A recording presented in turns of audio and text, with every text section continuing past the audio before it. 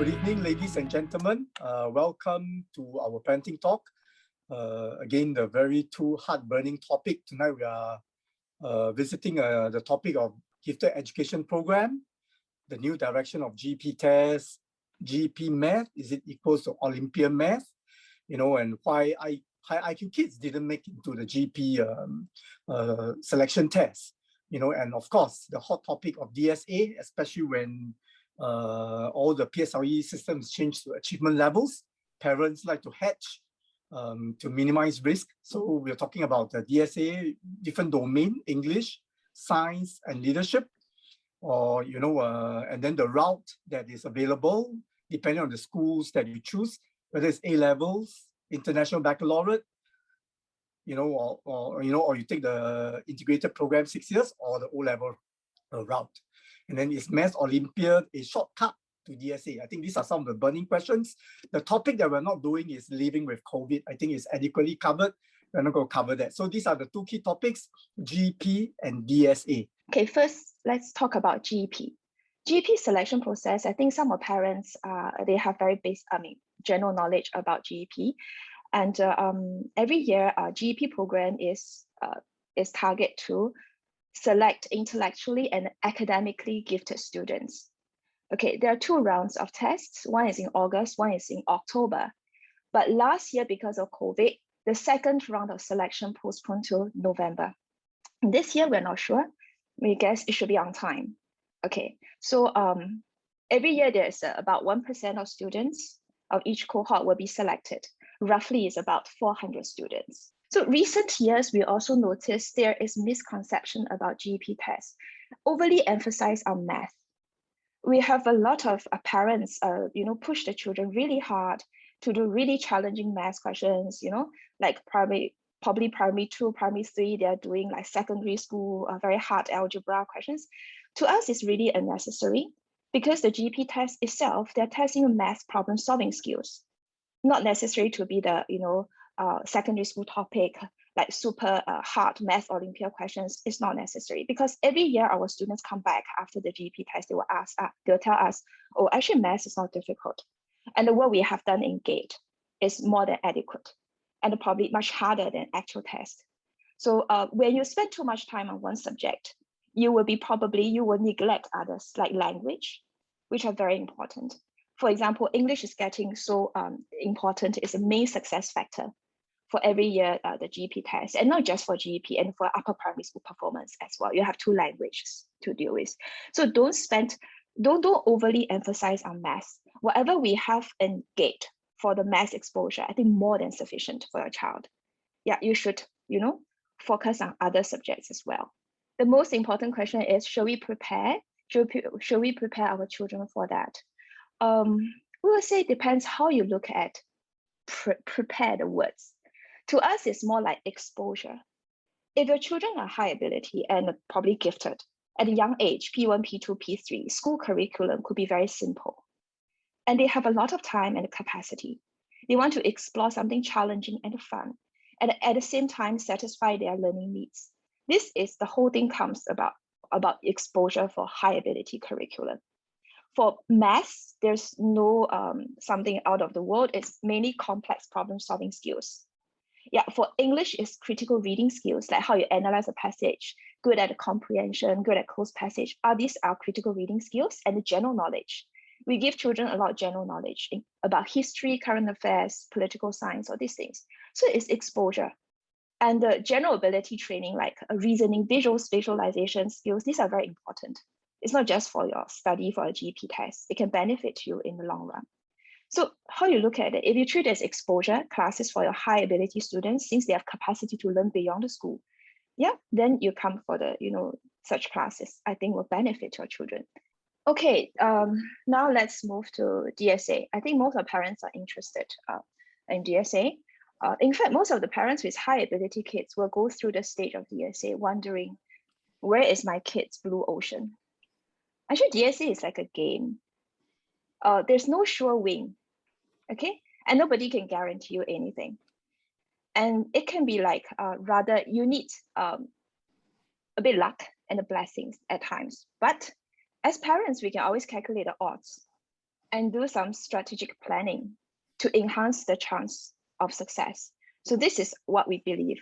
There's no such thing as a guarantee. Even your top students, and nobody will guarantee you're able to get I. So selection is always subjective, but you can do planning. Yeah, you can calculate odds first. And for the new direction, we'll see and the more specialized schools are getting popular, like schools like SOTA, schools like NUS High. It's really popular now. If some of parents, you are not aware of that, the chance to NUS High is not higher than I. So you got to prepare and set the expectation right. And they also let more and more neighborhood students, neighborhood school students manage to get through DSA, which means less GP students on the other hand. Yeah, so it's a bit tricky. Then more and more emphasis on the interviews and the submission. Yeah, because they based on submission, they will shortlist you. So ultimately, it's a time and effort and the financial resources. So to us, the equation is very simple. You look at amount you spend. Okay, for example, for music and arts, if you want to develop a talent, enable you to go to the top schools like RGS, I think at least you have to pour in minimum 2,000 hours.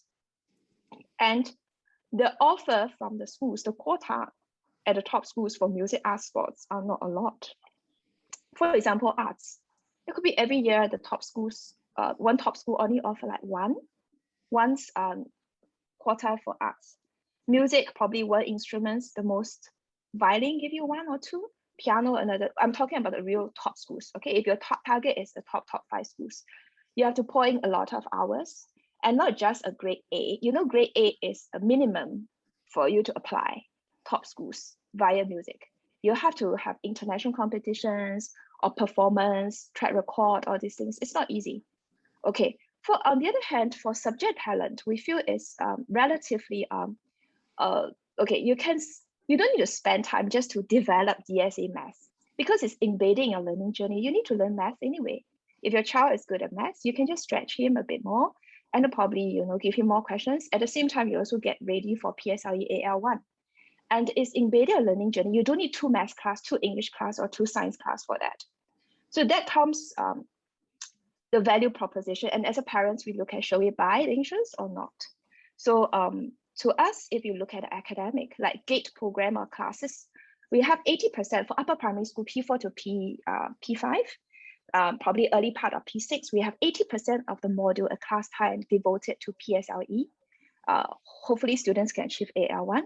Then the other 20% will give them DSA modules for the exposure. Yeah, so you don't need to have 2 lessons, yeah, to just prepare the student DSA. Yeah, so this is what we advocate. If with the affordable time and amount, you stretch your children a little bit, if they have more interest in math and science and English, and why not? You can try.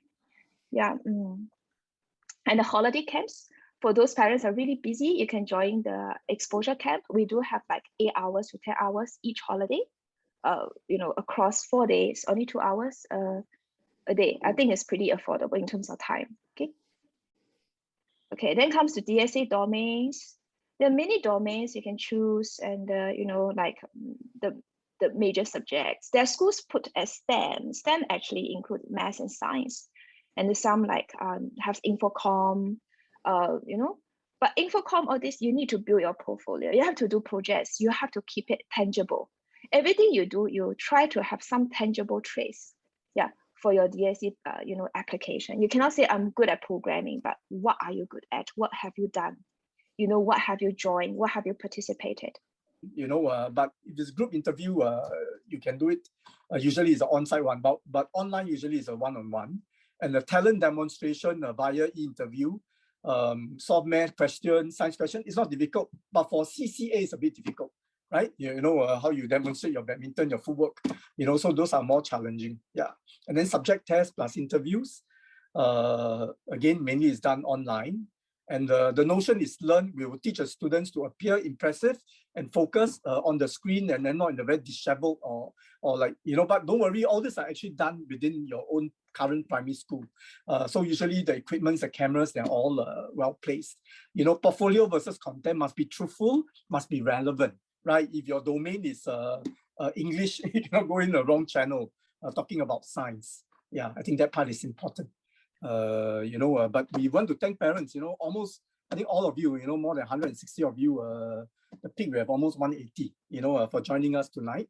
Well, it is it's a short session, but we hope to be as succinct, as informative, and as candid as we can be, so that at least the 1 hour or 1.5 hours is useful for all these parents. And we really understand your anxiety, and please let us know that if there are any areas that we can help pertaining to your preschool, preschoolers, or your primary school kids, or your kids who display traits of a gifted child, or your child planning to go to the secondary school of choice.